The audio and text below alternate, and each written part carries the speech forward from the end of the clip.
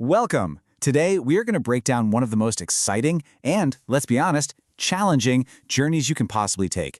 Turning that business idea in your head into a real, living, breathing thing. We're going to lay out a super clear, modern blueprint to get you from concept to your very first customer. All right, let's get into it. Right? You've got the passion, you've got this amazing idea, but that first step, it can feel like you're staring at a totally blank map with no compass. It is, without a doubt, the biggest hurdle for most people.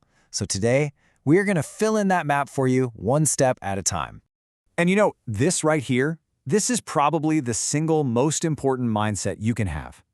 This is not about some frantic, chaotic dash to a finish line. Nope. It's about strategy, it's about endurance, and it's about putting in that foundational work that's going to carry you through the tough miles that are definitely ahead. I mean, think about it. You wouldn't just wake up and run 26 miles without some kind of training plan, right? Well, you shouldn't try to build a business without a structural plan either. This blueprint, this is your guide to building something that not only gets off the ground, but actually lasts. So, what does a successful startup look like today? It's not about huge, fancy offices or spending a ton of money up front. It's about being lean, really efficient with your resources. It's about being resilient, building a legal and financial structure that can handle the bumps in the road. And of course, it's about being tech-savvy, using the right tools from day one. So, these are the 5 non-negotiable pillars of our whole blueprint. You've got to have a solid legal structure, a clean financial system, efficient operations, a real plan for growth, and a strong brand presence. If you get these right, you're not just starting a hobby, you're building a real asset that's compliant, fundable, and ready to scale. All right, phase 1. This is where the dream starts to get real. This is all about laying that legal groundwork to protect yourself and, just as importantly, create a legitimate business entity. And you know what? The path forward is actually pretty straightforward. First, you strategize. Then, you make it official. You formalize the structure. And third, you get whatever licenses you need to operate legally. Let's look at the tools you'll need to make this all happen. So here it is, your basic toolkit for phase 1. For strategy, you don't need some 100-page business plan. Just use a lean planning tool like LivePlan or even better, the fantastic free templates from Score to just get your core ideas down. When it's time to form the company, services like Zen Business really streamline that process. And listen, here's a super important tip.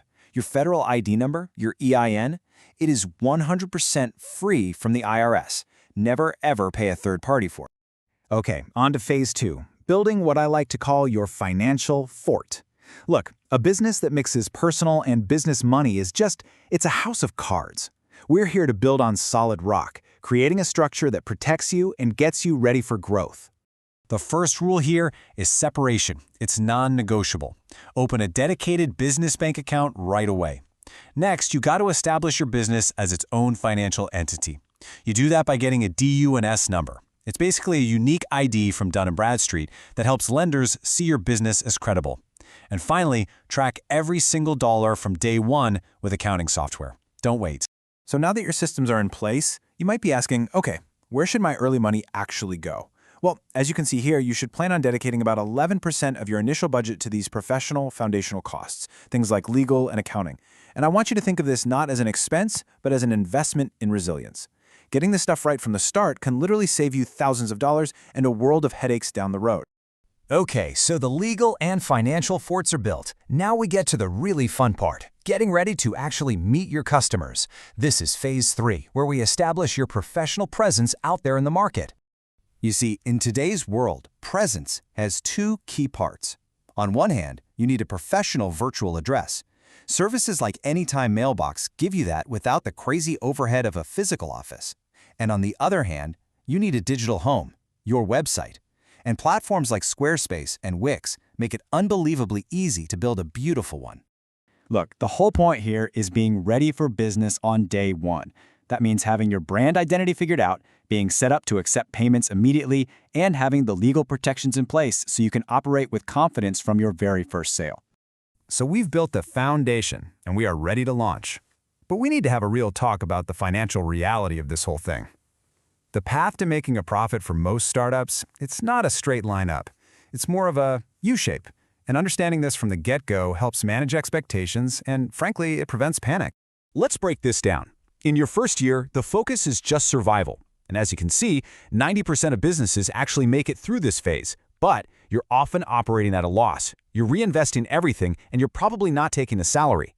Then, by years 2 and 3, you're finding your footing. The goal here is to hit break even, where your revenue covers all your costs. And by year 5, well, the landscape's changed. About half the businesses that started are still around, and they've typically reached sustainable profitability. I really want to pause on this number for a second. 90%. We hear all these scary stories about how most startups fail, but the reality is, if you build that solid foundation, your odds of surviving that critical first year are incredibly high. That should make you feel good. So, what's the secret to getting through that U-shaped journey? Well, it all comes down to one simple idea: efficient growth. Here's the rule of thumb. For every dollar you spend to get a customer or build your product, you need to bring in more than $1 of new revenue. That's the engine that keeps your business healthy while you climb towards profitability. And that brings us full circle, doesn't it? Surviving that first year, achieving efficient growth, and finally reaching profitability, it all comes back to one thing: that resilient legal, financial, and operational foundation you built back in phases 1, 2, and 3.